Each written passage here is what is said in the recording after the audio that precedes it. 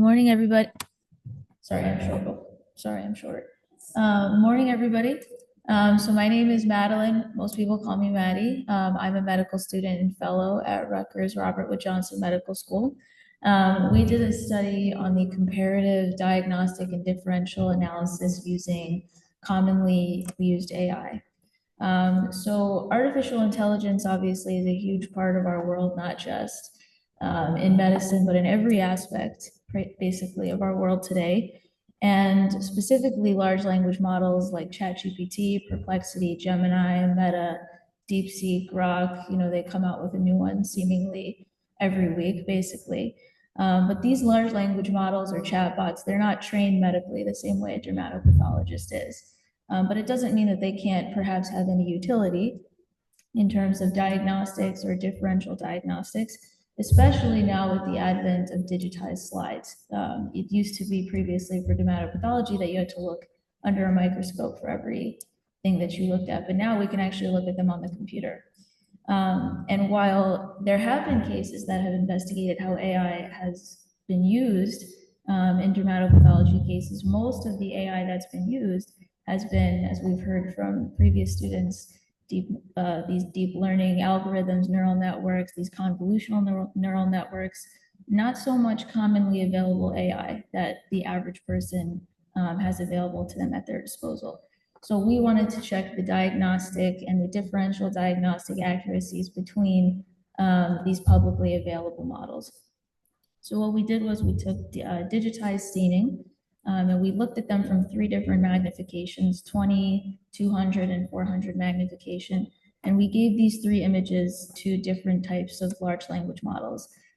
Specifically, the ones that we used were ChatGPT, Gemini, and Perplexity, because at the time that this analysis was done, those were the ones that could evaluate images.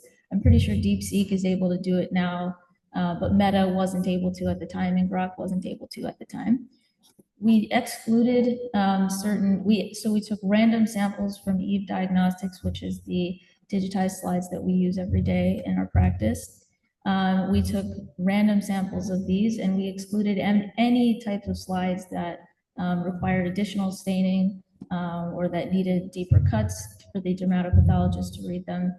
And we gave these 3 images to the AI, those 3 different types of AI, ChatGPT, Gemini, and Perplexity. We didn't give it any other information, so they didn't have the gender of the patient, the age, the location of the lesion. They didn't have a clinical image. They were just given 3 images and says, what is this?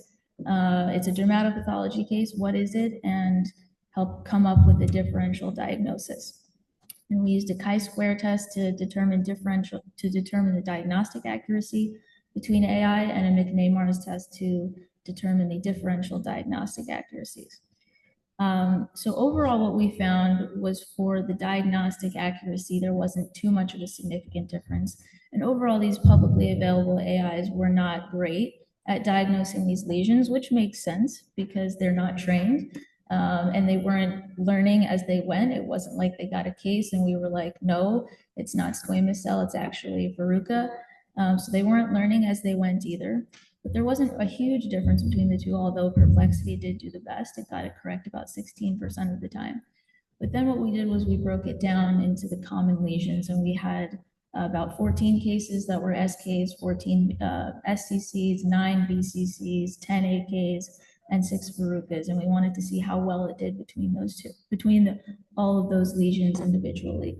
And what we found overall was that Gemini was pretty good at diagnosing basal cell compared to the other ones. And that there was also a difference between how well they were able to diagnose verruca. And then we broke down differential diagnostic accuracies.